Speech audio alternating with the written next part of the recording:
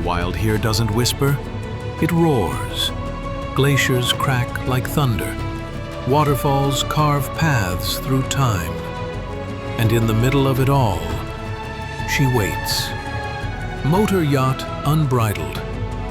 A sanctuary of warmth and refinement in the heart of Alaska's untamed frontier. Bears wander the shoreline. Whales breach on the horizon. Seals nap on drifting ice while you sip champagne on the aft deck.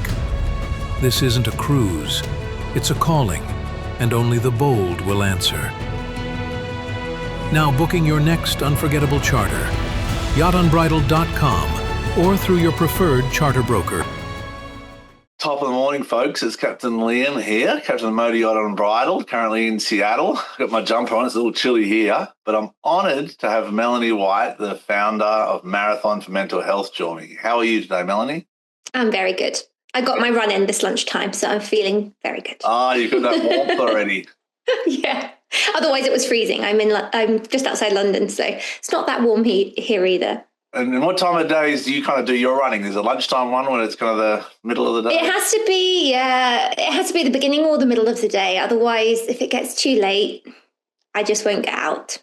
Yeah. So I'm we'll go into that. People person. are dying to hear about this Marathon for Mental Health. As founder, where did it start? What was the ideology? Tell us a little bit. You got a background in yachting. You're now just north of London. Tell us a little background of Melanie. So I'm really excited personally. Yeah, so the marathon came as a concept about a year ago. I've been working closely with Emma at Seize the Mind now for 5 years. We both experienced poor mental health when we were working as yachties throughout our 20s. We had a very similar shared history as yacht chefs. We did come past the depression that we had in yachting, and for both of us, we're going to go hard, suicidal ideation. But we did come past that, and we really believed and had fabulous careers. And quite often the narrative is, it doesn't quite meet past the really low points. And so we were quite clear when we set Seize the Mind up, we wanted to really give people the tools they needed to be able to stay mentally well on board. But I think as we got to the kind of approaching the 5-year mark, we'd trained about 2,000 seafarers by this point, and we always would direct people to ISWAN's resources. Yeah. And ISWAN's an incredible charity, International Seafarers Welfare Assistance Network, and they started in shipping and cruise, but they recognized the need for support in yachting, and they have some incredible resources that we're always signposting people to, also namely their Yacht Crew Helpline. And that's specifically for Yacht Crew, correct? That's just for Yacht Crew. Wow. And it's such an amazing resource. And we thought, how are we getting 2,000 seafarers in now? And they still don't, the awareness is still not quite there. And so we work closely with ISWAN anyway. And I approached them about a year ago and I said, I just think there's just an awareness piece missing. I don't think there is. I think it's just that. And it's just because yachting is quite a bubble. Yeah.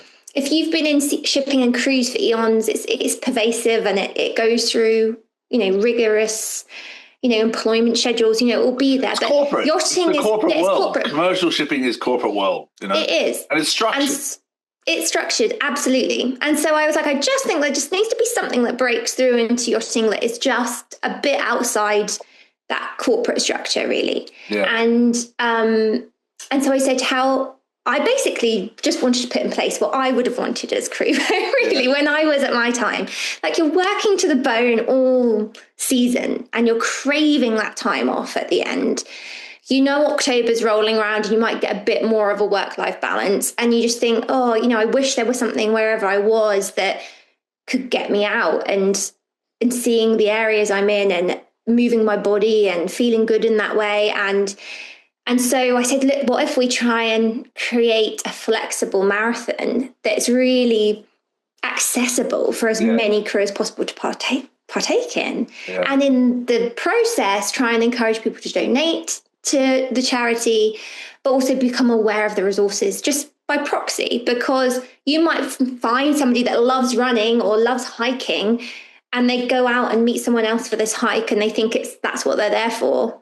But actually, the connection is what they're there for. And they might take home that information about ISWAN. Yeah. And when they really need it in the thick of a season, next time they're in, that little seed's there, you know. So in a weird way, some really passive marketing for ISWAN. To build awareness. So that's, to build awareness. And so that's where it began. And then up until this point, it's been a whole year of knocking on people's doors like, do you want to do a flexible marathon? And building the troops to launch it this year. There's a lot to unpack there, but, when you talk, initially when you talk about marathon, people have a natural kind of aversion or a distance to it, or that's difficult. And then when you talk about mental health and depression, people have that same aversion. They're kind of like, oh, that's something I'm unaware of, or I feel it, or I don't, I'm not sure.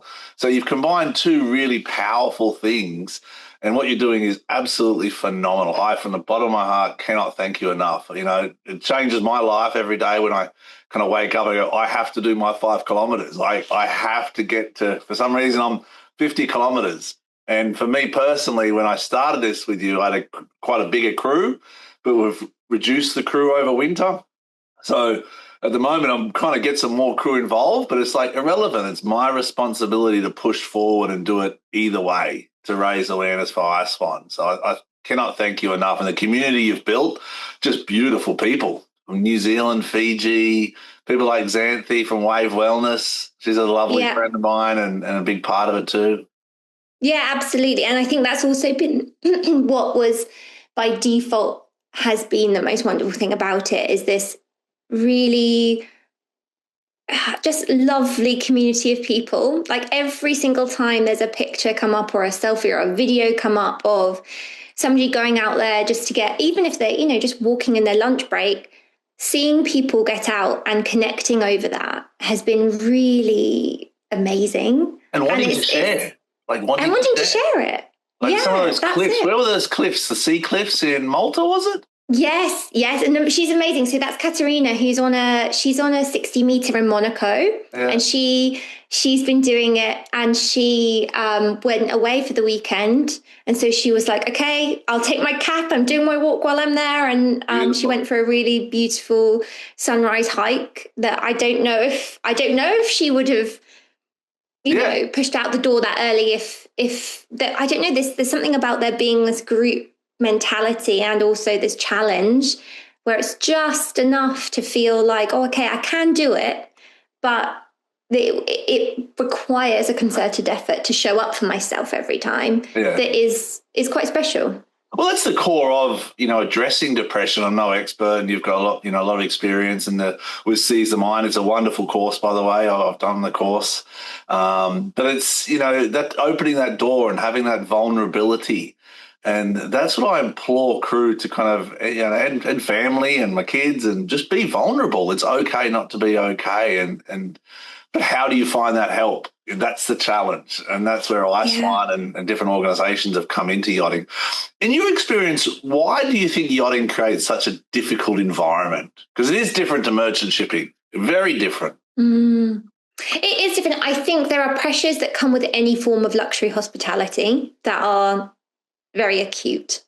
And that kind of pressurizing environment means everybody needs to be operating at a high standard. And you have to do in hospitality a lot of masking. You do a lot of smiling when you're on. You do a lot lot of, it's your job. It's a show. It's a show. You are running. You are on Let's be the real. show, and the show is running for a long period of time. Yes, you might have a standard and a high. It's a huge amount to ask of people that everybody's going to have a bad day. But when also it's on for a long period, you might have back-to-back charters, or the owner's on for a long period of time. Any of those things. And then naturally you aren't accessing your normal tools for support, whether or not it's being with your family or, being able to get off the boat for a run or exercise. Or a dog or cafe. Exactly. You can't access those things so readily. So that's one kind of coping mechanism taken out for you. And then you throw in other things that are really like building blocks of mental health, like solid sleep. There's alarms waking you up, or you might be on delivery and it's rough, or those things. And then you throw into the mix crew culture on board and how people are getting along and interpersonal relationships. Yeah. You know, that's hugely complex. And if you're if you have that set, it's the best job in the world. If it's not there, it's one of the hardest jobs in the world. And so, but even if it's set, it's not permanent. Like, you know, what I've noticed, I'm 25 years of yachting and as a captain for 20 of it, but it's not permanent. Like, you have a great crew and we build it and we have a good energy, and then something happens, meaning you finish the season and then 2 crew leave, or if something happens and it's just, you lose that momentum. It's so hard to maintain that positivity consistently. And that's where I think the mental health first aid course and different courses at Seas of Mind and even Wave Wellness, the things they offer, it helps you with those tools to get through it, because it's not easy. Like, it really, you know, the older I'm getting, the more I'm noticing and becoming more aware of the challenges that my crew and other crew face. And a lot of it's like the anxiety. I don't know if you've seen that. Like, when I see new crew join, like we had a day worker, and now she's going from 1 day a week or something to 3 days a week. And she's just so excited about it, but she's also nervous and anxious and it's the unknown. And it's kind of like, you know, that leads into hopefully a positive experience, but it can easily lead in with the wrong leadership to a negative experience, you know? Absolutely. Absolutely. I do think it's how to nurture people as individuals to get the best out of them, but also just, it doesn't stop the overall targets. And so it's how you balance that. I got a question for you. I know I'm not being the one being interviewed, but like for you, how is, like, if you've seen that relationship change, and I'm sure like it really impacts you, how you lead, but how do you best like look after yourself when you're in the thick of it is a very personal question, in the sense that, you know, I don't prioritize myself. You know, my goal is to get the results for the clients, and the clients are the owners, the brokers, the crew. As a captain, that's your core. It's a selfless task. What do I do to, you know, give myself strength? Have conversations like this, Melanie. Wake up in the morning at 7 o'clock. My son's not even up yet, meaning the sun with a light, not my son's son. It's coming up over Seattle. But conversations like this really help me kind of give power and kind of give me a better understanding of how I can be of better assistance and give me the tools. It's like ISWAN. I have no problem calling them, and I probably will, just to see how the response is. And we all need help. You know what I mean? We all need more tools. You know, there's a saying I always tell crews: you don't know what you don't know, and you can't be in trouble for that. Yeah. You know, and that's something I say a lot, because it's like, if you don't know how to wash down a boat, or if you don't know how to do laundry, or you don't know how to, you can't be in trouble for that. It's our job as a community, as a crew, and as an industry to help each other get through that, rather than you know, to make people so accountable. And this industry is so relentless and it's so unsympathetic that it's hard to see what crew go through, you know, and the pressure we put each other on. You know what I mean? So absolutely. No, for me, it's conversations like this. It's time with my wife and my 2 children and dog, and it's finding people in the industry I can connect with that give me a bit more, we're going down the right path. Yeah. You know, and this marathon for mental health, I've done 3 marathons before, about 5 years ago, and each one was probably the toughest thing in my life I've ever done mentally. And when this popped up, I said, I understand the vision here. I love this. This is not easy. To wake up every day and to do 5 kilometers or to do a walk. And, you know, yesterday I did 4 miles running. I did a good time, but my left ankle's killing me today. I'm like, no. But I still have to do my 5 kilometers. So, well, walk on the next one, please. That's what my wife says. And I'm like, I need another pair of shoes. That's what I'm saying. I said, I need another pair of shoes. It's not my fault. It's the shoes' fault. But it is. It's definitely, you know, it raises awareness for yourself and also the community industry. Yeah, and also building in that time, because it's really hard. There's always something else that can fill that time. Oh, The jobs list is never ending. It will never end. yeah. It doesn't matter if that's, in the thick of a season, or even when you're entering a yard period when the jobs list is X long, and you've then got to build up for the next season or any of those things. Or even if you're juggling family life and being at sea, a lot of what we have seen also, like you've touched on it there, but like people go away and they have families at home, and their families have to adjust without their person, and the person on the boat has to adjust without their family. Yeah. And even those things, to be able to find things to cope with that distance it's like unspoken, but we have it come through our training all the time, where it's just like, oh, well, I've got to do X amount of time now. And that's like a massive building block. So it's if you can then fill that absence with, okay, I will not work myself to the bone today, but I will try and get out for that 5K walk or connect with somebody else that is also doing it. That means a huge amount. I couldn't believe when we had somebody from Guernsey connect with Xanthi in New Zealand and go out and walk at the same time and do a video call. Oh, wow. And they Lovely. did, it was like 12 hours apart. So someone was walking in darkness and someone was walking as the day was beginning. And I thought, that's it. It's that connection piece to help you stay connected. And connected to yourself as well. It's really hard. Very much so. And then, like I said, I keep going back to the yachting industry because that's what we're a part of, in a sense. And these crew, like we talked about family. Family's a very difficult thing because everyone's got this image of family as perfection and their own experience and their support network. I've got this theory that, I don't know if it's right or not. I'll be honest with you, Melanie. I think families sometimes provide you with the greatest challenges in your relationships because they're the people you don't choose.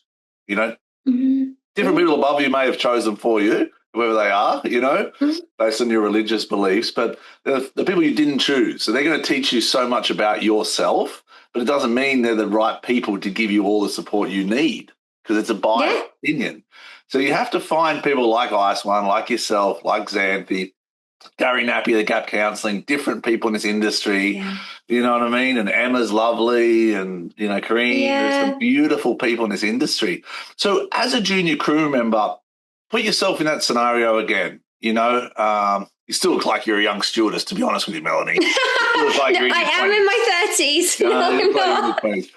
What do you advise a young girl who's 20, and we have them on board Unbridled? They join the boat. They're trying to impress people with their jobs and their positivity and all the rest of it. What's your kind of advice looking back, as is in your own scenario? Cool. That's a good question. If you're 20, you've just joined a boat, you've got all these things. I do. I mean, it's hard to say because I think something I say more as a general piece of advice is find your tribe. Like find the people that help you thrive at work. And I often, absolutely. And I actually worked with a series. It was one captain really, and his wife that I worked on a series of boats with, but the blend was right. Yeah. And when you find the kind of mentors that really do teach you well and really want the best for you, they will help you thrive in the industry. And I think there's also a thing, it's really hard when you're at the beginning where you think, I will never get another job again. If this is your first job, you'll think, this is the bill, I've worked really hard to get this one. If you don't ever feel safe, if you really go to bed at night and you think, I don't feel safe here, that can be up to like anything from like if you're on a crossing and you don't even trust who's on watch down to there's some form of harassment going on here it's really hard for you get these comments in the crew mess or anything.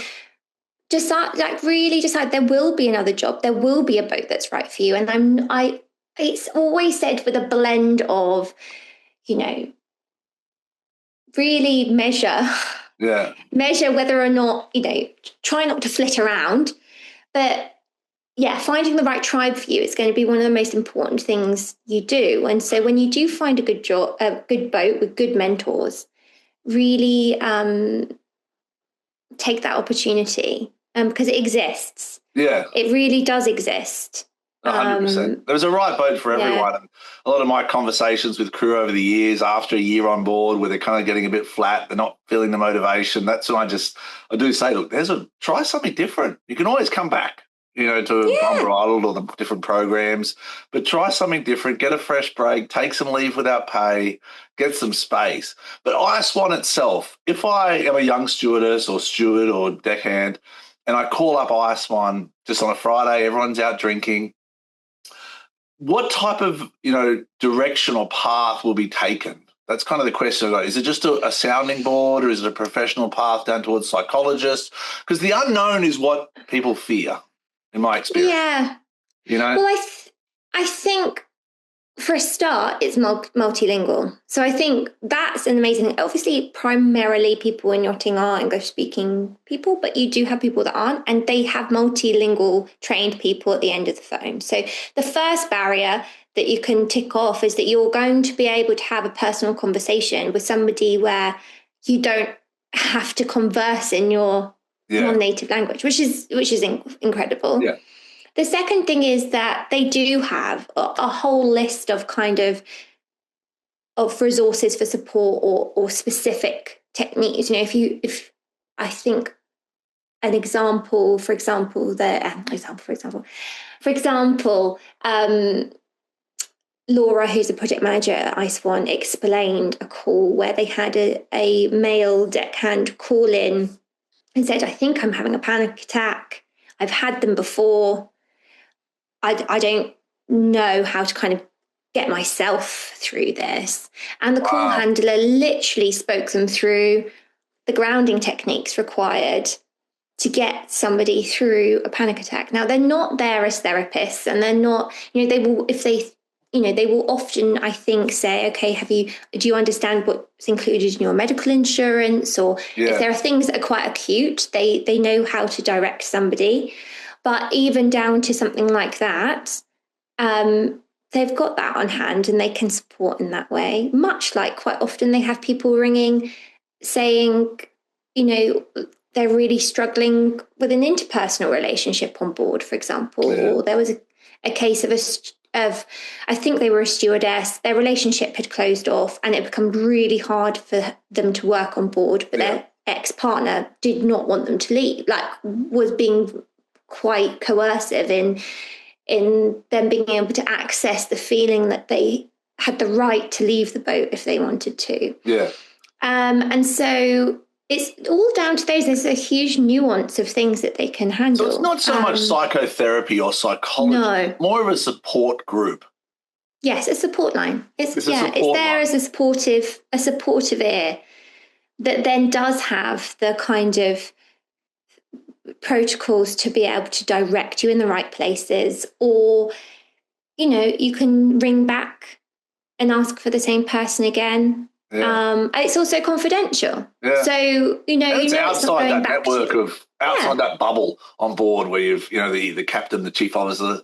So relationships that could go on for hours, conversations about relationships on board, because that's a very very difficult one, and it's beautiful when it works. It's beautiful. There's nothing. I love couples on board the boat because it's number one, it's two people that get on, and that's always a bonus. But you two, want that. It creates this energy and this homely and this feel that that you can have a normal life. Like when I see couples on the dock at sunset or sitting down there and going for a walk, it empowers me to be better as a captain.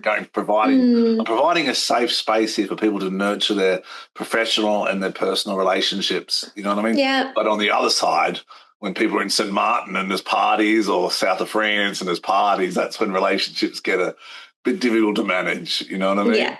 and you've got to be a absolutely. counsellor on the bridge when I get a knock, and I'm like, okay, it's all right. It's all going to be okay. Let's just take some time. Let's change your roles up a little bit. Let's figure out how we can work together and get some space. You know what I mean? Take holidays separate is what I usually advise to. That's also such a hard thing, right? It's finding the space. I think that is, in every sense of the word, one of the hardest things about working yachting.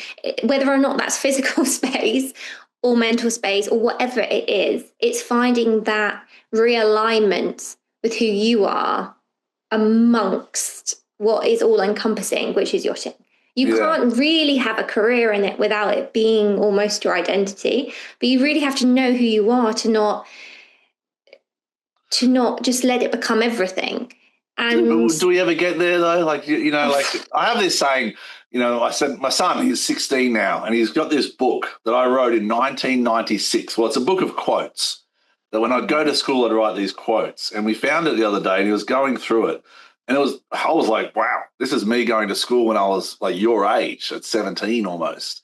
And I'd write these quotes. And one was, if you don't go within, you go without. And he's like, what does that mean, Dad? I said, well, if you got to keep going in. It doesn't make sense. And you naturally don't want to do that. You want to fight it all the time. You want to just take your problems and push them away and ignore them or deflect them or, distract them and do something else, but you really need to find that core, So at 46 or 47, I'm taking a 5-day yoga retreat to La Paz, Mexico with my mother. I'm terrified, Melanie. I'm terrified right now. I'm looking at a yoga mat going, I've never seen you. Like, I've seen you, but I've never tried. You know what I mean? So that's I'm intrigued. I can't wait to hear. For a start, I can't wait to hear how you find it. I hope there's no pictures. That's what I can think. But also, it's like, I don't do yoga so much anymore. I did for a long time. And running is now my vice, where it's filled in yoga. Yoga used to be there. And it's interesting because I used to be really into like exercise form yoga. But when I started on yachts, I then completely went the other way. And anytime I could get ashore, I wanted to go to yin yoga, where you hold poses for like 3 to 5 minutes. Lovely. And you don't move and you do kind of really long, deep stretches. And it's so interesting because the practice itself is theoretically the same. It's yoga. Yeah. But what I required from it was so different, because I needed, in a world where everything was busy and moving and constantly going on board, I needed something that was, slow on my mat. I don't need to go anywhere. Everything is still. And I think I'm really intrigued to hear how it is for you, like matching that kind of energy, or like finding out what kind of things work for you on the mat that help you go within. Well, I'm trying to help the crew too, and different people, and just say, look, let's not be afraid of it, because there's nothing but growth. There's nothing but growth available if you really focus your time on things that are actually healthy for you. Like the knockoff beer on the dock, that's not the healthiest option. You know what I mean? Let's just be honest. It's a poison, it's toxins for your body, but it's got its balance too. It's got its social space, and that social interactions are very important. But I find trying to find a community, like you're saying, find your tribe. That's a big takeaway from this. And ISWAN can be part of that connectivity. Same as Wave Wellness. What Xanthi's doing and what Seize the Mind are doing are great things for the community of yachting. Yeah, it's finding your people outside that boat. It's really, and that's ideally what we wanted to, even with just the marathon. Yes, it's only going to run for 3 weeks in a year, but the Strava community consists for the entirety. The then social space online continues until next year. The opportunity for people to find something that's for them, that isn't just hitting the bar when they finally get off charter or whatever, is there. Yeah. And it's finding those spots. Oh, it's beautiful. And then so long term going forward, next year, Marathon for Mental Health is going to continue. Absolutely. Hoping that, the first year is all about trying to make sure people know it exists. And hopefully next year we just see it build and kind of get bigger and more crew involved. But I think we've got 10 days left. And so in the aim of trying to get as many people, at least at this point, it's too late to do really the full marathon, but in the aim of getting more people involved, we're going to do a 5K in one day, ideally, on the 29th of October, and try and have as many crew as possible. Lovely. Commit to do 5K. 29th of October, what time? Yeah. Wherever you are in the world, which means if you are in New Zealand or you are in Seattle or that you can do it at your time, but for a 24-hour period, do 5K, ideally donate either £50 or £500 to ISWAN, and we'll try and create another opportunity for people to feel part of it within that marathon window. And that's on the 29th, correct? Yes, 29th of October. All right, well, I'll be in Fort Lauderdale. I'm going to the boat show Great. for 2 nights. I'll try and round up some Love troops. it. Round up the troops. I'll try and round up for a little 5K down Fort Lauderdale. I definitely know that the MHG marathoners, as they're called, their team, would be well up for that. Okay. But they're all proper. They're pretty serious. I'm just they're really serious. But, all folks are welcome, I would say. All that getting out there. My brother got me into running, and it's tough on your body. And the older you get, it is tough. But it's that consistency, whether it's running, biking, walking. It's that ability to move forward and take that conscious effort, take that conscious step, saying there is a goal. It's difficult. Can I go forward and do this? Yeah, absolutely. My first and one not being afraid to walk. Yeah, true. That's all. My wife's doing it with me as well. Like she's. Oh, I love that. With reduced crew, it was kind of tough because we had like 6-7 crew that were good runners, and I was like, yes, I'm excited. And all of a sudden, the crew were on different projects, and we're wintering in Seattle, and I'm like, it's just me again. I'm like, all right, I can do this. So I got my wife. I got my dog involved. I'm like, come on, guys, let's go, family. Let's. Well, you never know. You might be able to get if you do a walk, a WhatsApp call with another member of the community on a walk. Yeah.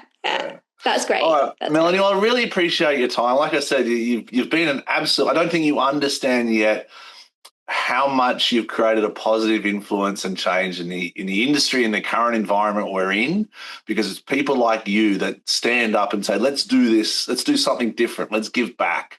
And that empowers people to be better. And in the end of the day, if we can do that as a community, we're in a good direction, I think. Yeah, absolutely. Thank you, Liam. So I love your tribe. I love your people. I think it's unbelievable. Is there any final notes or how people can get a hold of you, Seize the Mind?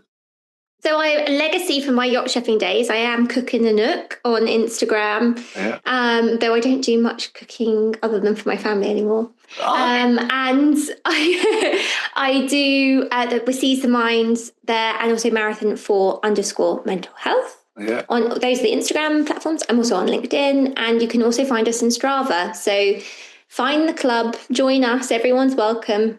And it's always nice to see what everyone is up to and what views they're seeing on their run, walk, hikes. Yeah, it's a good global snapshot. But the other day I tried to take a video of me running, and I look back, I'm like, that's not a good way to do it. No, we love it. We love it.